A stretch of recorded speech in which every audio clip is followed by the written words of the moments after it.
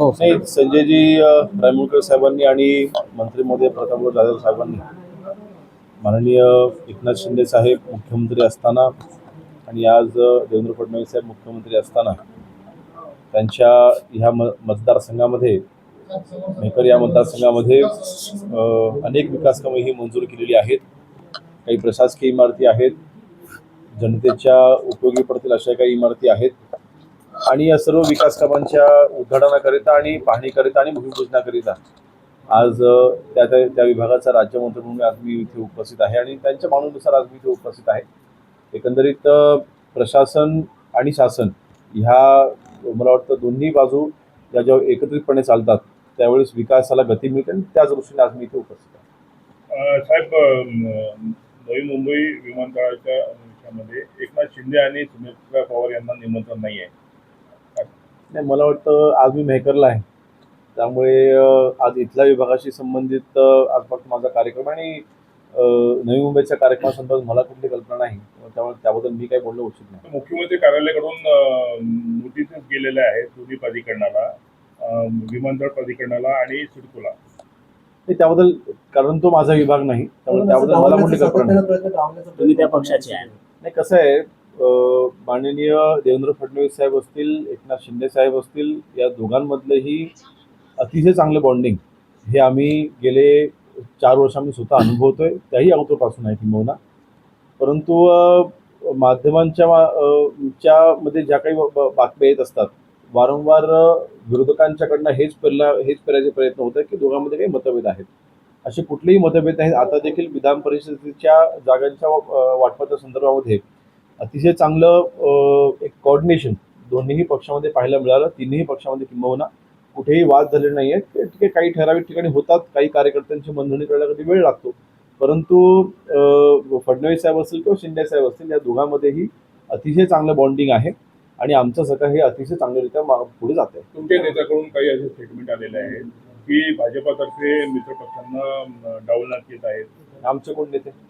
संजय गायकवाडांनी तसं म्हटलं. ते त्यांचं वैयक्तिक मत असेल, ते आमचं पक्षाचं मत नाही. आज माननीय एकनाथ शिंदे साहेबांनी शिवसेना ज्या पद्धतीने वाढवलेली आहे, आज माननीय एकनाथ शिंदे साहेब ज्या पद्धतीने शिवसेना पुढे घेऊन जात आहेत, आम्हाला त्याचा सार्थ अभिमान आहे.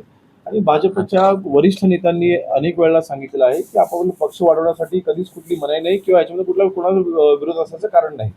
त्यामुळे वारंवार शिवसेना आणि भाजपमध्ये काही सख्य नाही किंवा आता आमचं नातं आता तुटत आलेलं आहे अशा ज्या काही बातम्या येत आहेत, ह्याच्यामध्ये कुठल्याही पद्धतीचं तथ्य नाही. शिवसेना आणि भाजप हे अतूट नातं आहे, हे असंच महाराष्ट्रामध्ये कायम राहील. बच्चूकडून असं स्टेटमेंट आलेलं आहे की एकनाथ शिंदे जे आहेत ते महाराष्ट्रातले मनातले मुख्यमंत्री आहेत. तुम्हाला काय वाटतं? बघा, शेवटी माननीय एकनाथ शिंदे साहेबांनी महाराष्ट्रामध्ये ज्या पद्धतीने मुख्यमंत्री असताना काम केलं, जनतेमध्ये जाऊन काम केलं आणि जनतेला त्याची आठवण आजही आहे. माननीय एकनाथ शिंदे साहेबांच्या नेतृत्वाखाली महाराष्ट्राने सर्वात जास्त शासन निर्णय हे लागू केले गेले, त्याची अंमलबजावणी झाली, ऐतिहासिक निर्णय झाले. अर्थातच माननीय एकनाथ शिंदे साहेबांना साथ, ही भक्कम साथ त्यावेळेस उपमुख्यमंत्री म्हणून देवेंद्र फडणवीस साहेबांनी साथ दिली, माननीय अजितदादांनी साथ दिली आणि तिघांनी मिळून सरकार ज्या पद्धतीने त्यावेळेस चालवणे, आजही तिघही पक्ष म्हणून ज्या पद्धतीने सरकार चालवत आहे, मला वाटतं सरकारच्या मनातलं सरकार, जनतेच्या मनातलं सरकार आज राज्यामध्ये आपल्याला पाहायला मिळते. जे जळगाव जामोदचे हत्याकांड आहे, राजुरा, जळगाव जामोदमध्ये हत्याकांड आहे राजुरा, त्या प्रकरणाची काही माहिती आहे? नाही, कसं आहे, शेवटी गृहराज्य मंत्री म्हणून माझ्याकडे शहरी आहे, म्हणजे सगळे कमिशनरेट हे माझ्याकडे आहे, त्यामुळे ग्रामीणचा आता हा प्रश्न आहे. परंतु नक्कीच मला वाटतं जिथे कायदा सुव्यवस्थेचा प्रश्न आहे त्या ठिकाणी आम्ही सर्वच लक्ष ठेवून आहोत. आदिवासी दोषींवरती 100% तिथे योग्य ती कारवाई केली. विमानतळामध्ये भाजपाचा नेता पकडला गेला स्मगलिंग करताना.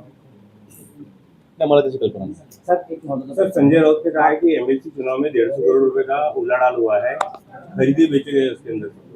संजय राउत तो मेरे ख्याल से अभी वो वरिष्ठ नेता है, लेकिन जब भी हम गुवाहाटी से जब भी महाराष्ट्र में आए थे तभी उन्होंने यही कहा था कि हम सब ने 50 खोखे लिए हैं, लेकिन आज तक उसका वो प्रूफ नहीं दे पाए हैं। मेरे ख्याल से सिर्फ मीडिया के सामने स्टेटमेंट करना, मीडिया के सामने ये झूठे स्टेटमेंट करके हमारी बदनामी करने की जो कोशिश करते हैं, पर उनसे इस सब स्टेटमेंट से सिर्फ उनकी हार ही आज तक हुई है। तो मेरे ख्याल से संजय राउत, उद्धव जी के जो भी डाउनफॉल हुआ है उसमें सबसे बड़ा हाथ अगर किसी का होगा तो वो संजय राउत जी का है। नरेंद्र मोदी 10 तारीख को